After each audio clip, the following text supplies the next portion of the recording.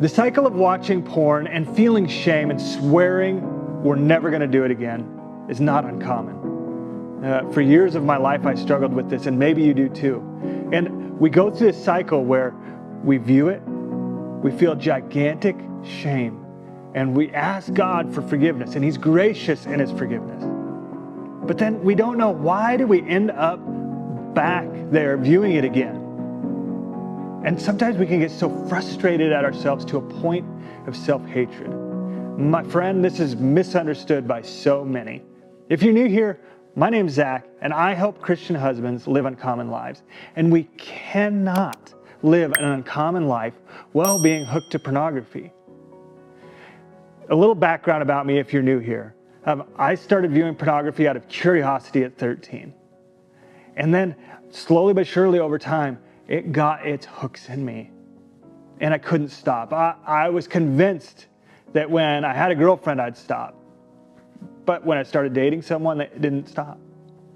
And then we ended up getting married, but still in secret, I was hooked on this behind the scenes. Even through marriage, it had followed me.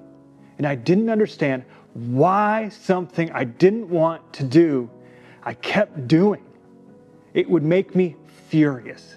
Furious at Satan, sometimes mad at God, but mainly just angry at myself. But by the grace of God, I have walked in purity in that area for 14 years. The shackles of pornography are no longer on me. And one of the things that kept me trapped was misunderstanding about what was going on there. And maybe you've fallen for those too. So in other videos, I've talked about what to do when you are really tempted to watch porn. And I'll have that in the description below. Or the verse that helped set me free. God convicted my heart in an area, and I started to live out a verse, and it changed my life. Again, that'll be in the description. But in today's video, we're going to look at why it's hard to get out. Why do we do that cycle? When we swear we're never going to do it again, how do we be like that verse where it says the dog returning to its puke and eating it up? How do we do that? How do we go from I'm never doing it again, pleading to forgiveness, to then watching it again? Let's dive in. What people often get wrong with this addiction of pornography is they think it's all about lust. And maybe you're there too, where you think it's all about what your eyes see and then you're acting on it. But my friend, it is so much bigger than that. Yes, lust plays a part. Like, it is the sin of lust.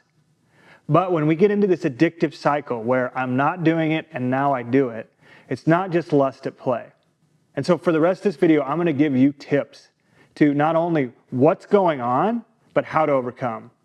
The first thing is just internal awareness.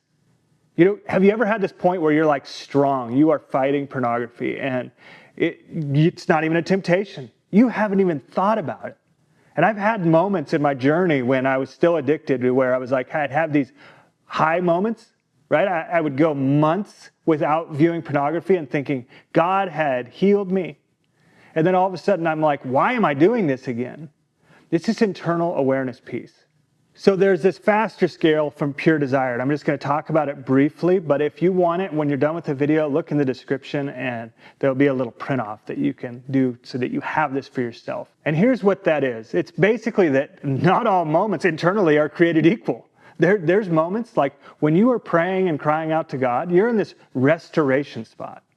That's the first step on this scale. And then you kind of can move into, depending on the stresses of life and what's going on internally in your life, into forgetting priorities.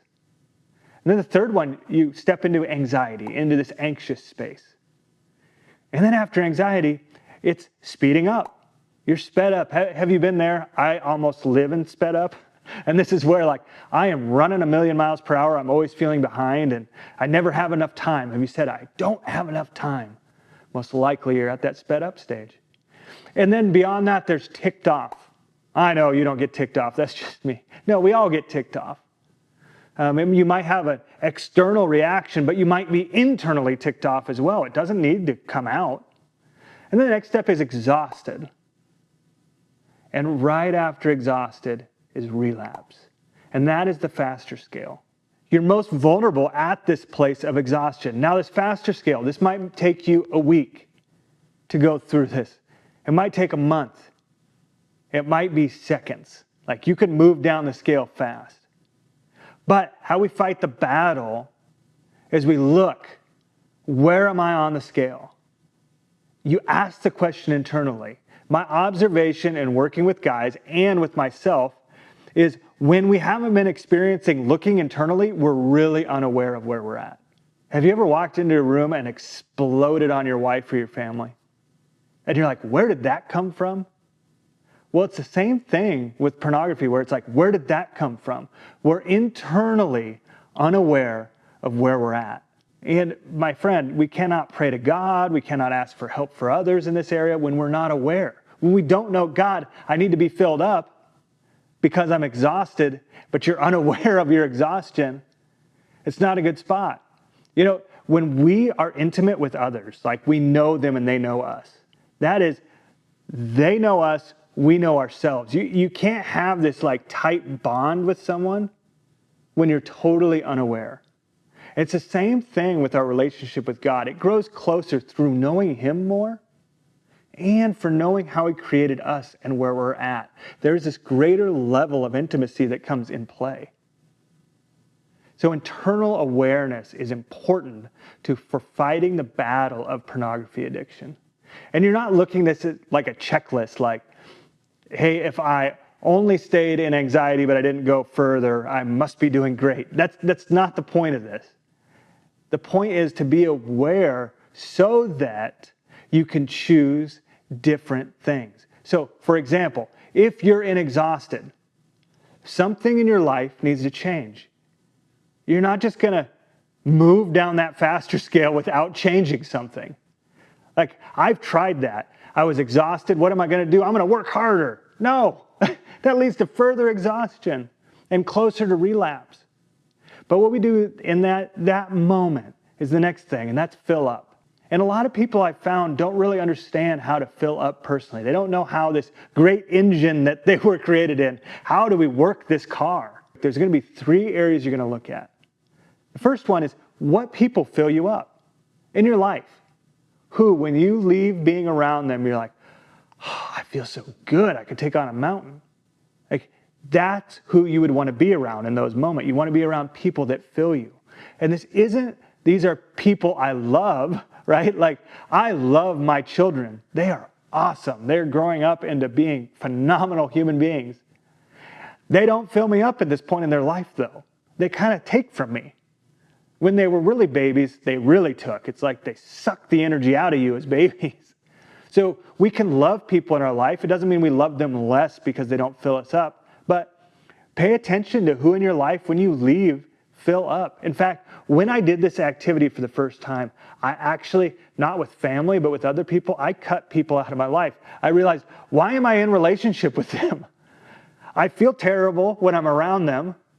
I feel empty afterwards, and God has not called me into a discipleship relationship with them. So what am I doing here? And so this will serve multiple purposes, but who fills you up? And you want to write these things down. When we're exhausted, we can't think.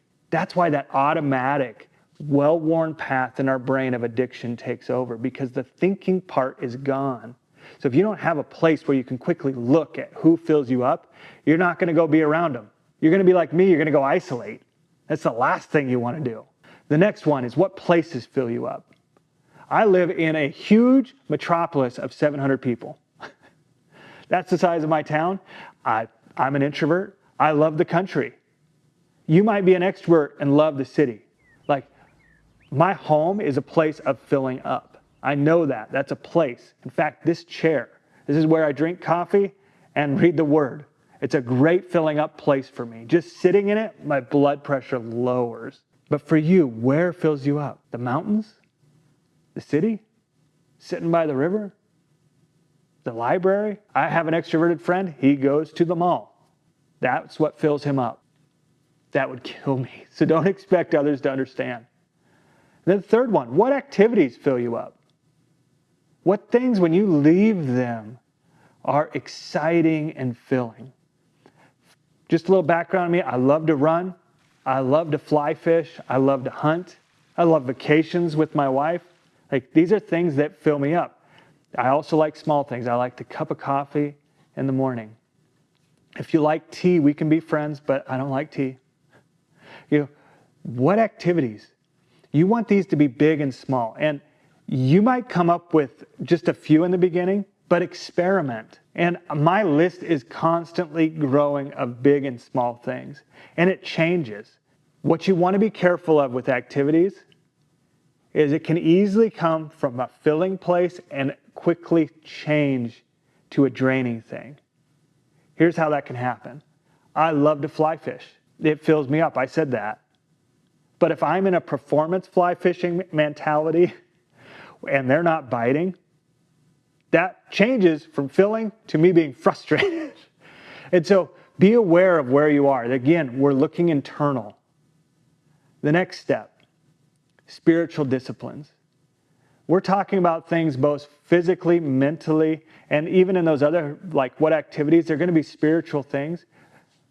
But if we don't make a priority of the spiritual, we totally mess this up. My friend, the battle against pornography is a mental one and a spiritual one. And so we need God's power. Isn't it funny how us Christians forget that? That it's His power and His might and His strength. And that doesn't belittle all the other things, but it just is like, hey, put this as a priority. And if you don't have time for it, there's a good chance on that faster scale, you've surpassed the missing priorities. So let's dive into some spiritual disciplines that will help you. The first one is just reading the Word, reading the Bible. That verse that helped set me free with pornography was James 5:16. Confess your sins to one another so that you may be healed. And God's Word also tells us that we are transformed by the renewing of our mind. And how does that happen? Through the washing of the Word over our mind. And so when we are struggling with this pornography addiction, one of the ways we can overcome is by reading His Word and memorizing His Word. And when we are in this place of exhaustion, we can remember those verses and recall them. I remember when I am tempted that God provides a way out. Why? Because His Word tells me.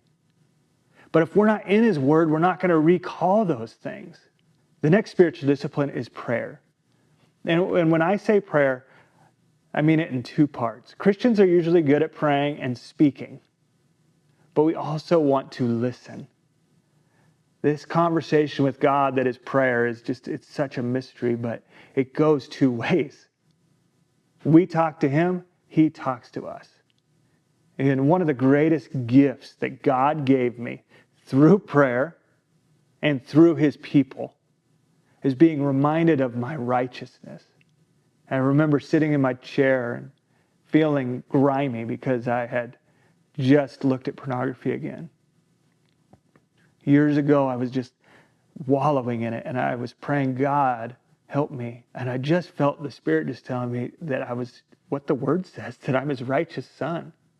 Even while doing that He doesn't see me any different. Prayer will change your life, my friend. And then the third one is benevolent detachment. What this is simply letting go of our worries and cares of this world and giving them to God. And those things, this is how we fight the battle. Internal awareness, filling up, and spiritual disciplines. And in those, God works a mighty work in our life. But if you're unfamiliar, I said benevolent detachment and gave you a brief overview. If you want to know more about what that is, watch this video right here. I know it's really going to help you. Have a great day, and God bless you. He does have plans for your life. It is not hopeless. You can overcome it.